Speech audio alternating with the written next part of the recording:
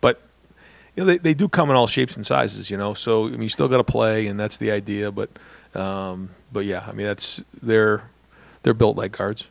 And before I ask my second question, let me just add a follow to that. Do you stress to your offensive line coach, you want those guys to see almost every look you can give them, meaning Yeah, different good question. formations, et cetera, maybe a guy floating behind, Yeah. and jumping in there like Jim Knowles throws out there. How do y'all approach? I mean, do you want that so there's no big surprise? It's a great question. Yeah, I think that there's a couple things there. I think first off, on offense, we have to block everything. On defense, they have to stop everything, right? So you have to have that mentality. But if you're doing that every day in practice, you're not working on fundamentals. So I think there's a fine line there. I think sometimes you got to kind of throw the kitchen sink on both sides, but then other times you got to kind of line up and say, okay, it's me against you. Who's got the tighter hands? Who's got the better pad level? Who's tougher? And you got to go play football. So I think there's a balance there, and that balance is important and something that we've talked about as early as this morning. Just trying to figure that part of it out. And real quick, Jordan Hancock and Kai Stokes, just getting all kinds of rave reviews about those guys during the offseason. Kai Stokes from the obviously the spring game and stuff. I know you haven't even watched video yet, but did those guys flash again for today, for example? I mean, do you think you can?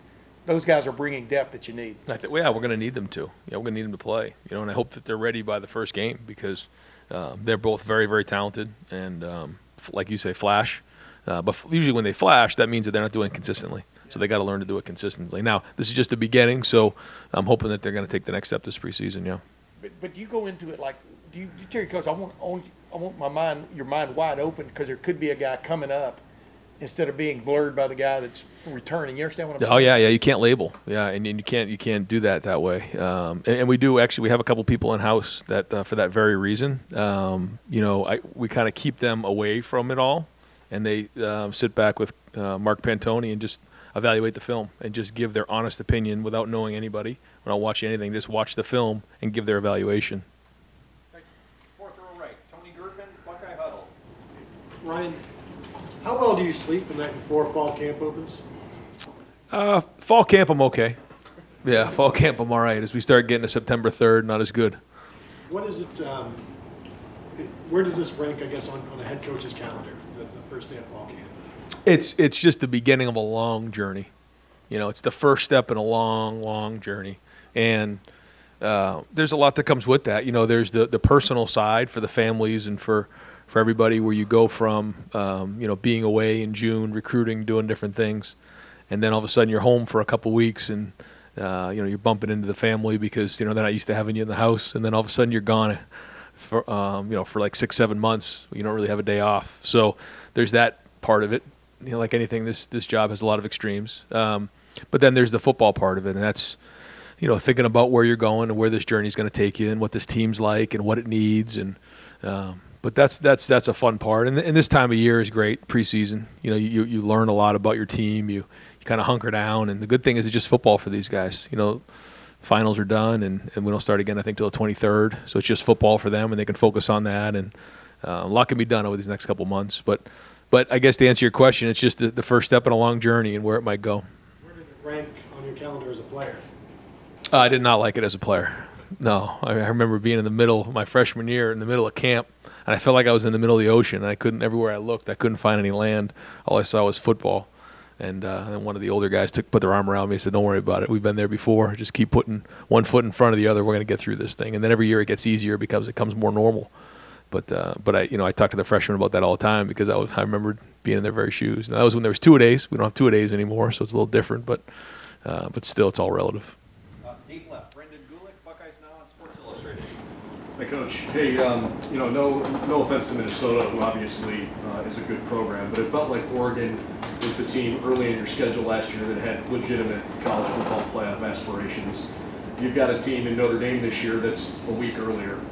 Considering what happened with a young team against Oregon last year, I'm just curious what your perception of the locker room is as guys are preparing to play what is clearly the biggest game early in the year for them. Well, I think that they know they've been in big games, and they know they got scars. They've got stars on their chest, from winning games, but they've also got some callous, and I think that makes it good. They've understand it. There's some experience there.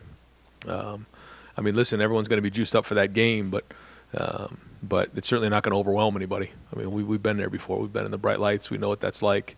But we know how important it is to go win that game, and certainly on the back of everybody's mind here in camp. How about on the defensive line individually, Tyleek Williams? Just curious what his offseason looked like and what you want to see from him here. Good. His body changed, and we just need more consistency out of Tyleek. But that's another guy who flashes. He's very, very athletic. We're going to need competitive stamina out of Tyleek, and continue to build the toughness and stop that run game. He can really rush the passer great. So those are all the things that he and Coach Jay are working on. But thought he did a really good offseason in terms of his body. He's cut some weight. He's looking much better, and so hopefully we can, in the next week or so, see him take the next steps in those areas. Fifth row right, Spencer Holbrook. On 3, Letterman Rowe. Ryan, kind of piggybacking off that, the defensive tackles, you guys are in an interesting spot because you've got unproven veterans and you've got young guys who are starting to try to make an impact. Heading into fall camp, just a general sense of talent level, expectations in that defensive tackle. Where is your head at? Well, I think the whole defensive line unit has great talent and they have good depth. So now, it's time to have guys step up here in the next couple of weeks and find out who can we count on, when we need them the most. It's one thing to say, well, we got a lot of depth and role guys, but, when we really need someone to play at a high level, who are we going to be able to count on to go make those plays? And we can count on to stop the run and be tough and be accountable. I think we got some really good guys in that room, some really good candidates. Some guys had some excellent summers. So I'm hoping that there's probably 4 or 5 that we can count on in that defensive tackle room, and the same thing at defensive end. But we'll see over the next couple of weeks. We'll see where guys are at. Switching over, there were 4 or 5 guys standing back there fielding punts.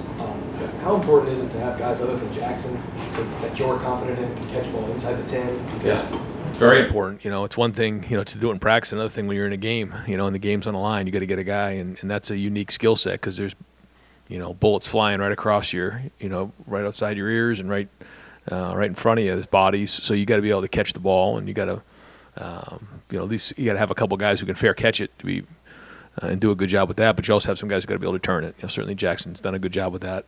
There's a couple other guys that I think we can count on, but we're trying to train at least 4 or 5 so that we have a bullpen. back there because he's so talented, but also if something happens, then you don't have him on your offense. Yeah. How do you try to balance that, knowing how good he can be there, but also knowing, hey, if he's not on the offense, then the offense. Yeah, we try to find that balance. Yeah, I mean, certainly we don't want to put him at risk, but at the same time, we got to go win games. We got to go win games. So something we talk about a lot. Got time for just a few more. Front row right, Joey Kaufman, Columbus Dispatch. Ryan, a couple of guys who were in the Guardian camps that they were in NFL camps. What went into to making that available? Is it beneficial? Well, there's been a lot of research done, and certainly the NFL is doing it. We made it optional for our guys to use that if they felt like it was appropriate for them. We did not make it mandatory. We just we talked to them about some of the things that have been done, asked them to do their own research, and there were a few guys that decided to use them. And as kickers go, Noah Ruggles being back out there, having not been here in spring, how's he looked this summer? What's just been how's he looked? Yeah, good. You don't know until you get going, but so far so good. Fifth row middle, Pat Murphy, Bucknuts, 24/7 Sports. Ryan, you talked about the stamina and you talked about your first fall camp as a player. For guys that are going through this for the first time, how do you keep that stamina going just in camp to get them to the season to be ready to go? Yeah, I think for the guys who just got here this summer, it's even harder than the guys who have been here since January because everything's new. And when everything's new, that kind of takes a toll on you. But I think you just talk them through it. You just try to do the best you can to, we have a Big Brother program where each of those young guys are assigned a Big Brother to be a mentor to help them through those types of things. But even as coaches, just to continue to talk to them and explain to them it's normal what they're going through and try to help them that way. And you guys moving to the hotel Sunday, again for especially young guys, but everybody, now that you have a veteran team, what does getting into the hotel, being together for however many weeks do for a team leading into, especially with a game like that to start the season? Yeah, I mean, it just really avoids distractions. It kind of keeps everybody else away and just allows us 2 weeks of focus where we can just kind of be together and just worry about each other and not have the distractions of everything else and being scattered. And final question, second row middle, Doug Lamreese, Cleveland.com. Ryan, I like all the designations you guys have, but I can't keep it all straight sometimes. Iron Buckeye, what does that mean? What's that level? Yeah. Yep. If So you describe that, yeah. yeah. So Mick has his champions, and we have gold, red, and blue. Actually, I think some years we've had gray, just when there's been a little bit of distinction there. But gold is what you want. That's the gold standard. Guys who had great summers, didn't miss anything, weren't late, those type of things. And then Iron Buckeye is just a little bit further, where in each skill, big skill, and then in the line recognizes having a most outstanding summers. How much does that translate? Do you think that you're an Iron Buckeye in the summer? How over the years, how much has that led to? Wow, this guy then got after it in the fall? Unbelievable. Yeah, when you look at the guys who have been gold, and you look at the guys who have had those recognitions, I mean, the carryover on the field has been tremendous and has a lot to do with accountability. Now, it doesn't mean anything, but it gives you a chance because of all the things that we ask you to do on the football field, carry over to what Mick does in the off season. So it certainly doesn't guarantee you anything, but it gives you one heck of a chance. And you're talking about getting game ready for Notre Dame and trying to find those guys. If you're game ready, we'll get you out there. Yep. Especially with young guys. What is that like? You and the position coach is talking about that. The physical part of it, the mental part of it, the emotional part of it. What's that decision-making process of, is a guy ready or not? Well, to prove yourself every day that, like you said, the physicality, the execution, understanding what you're doing with your assignments, playing fundamentally sound, but then consistently doing it over time.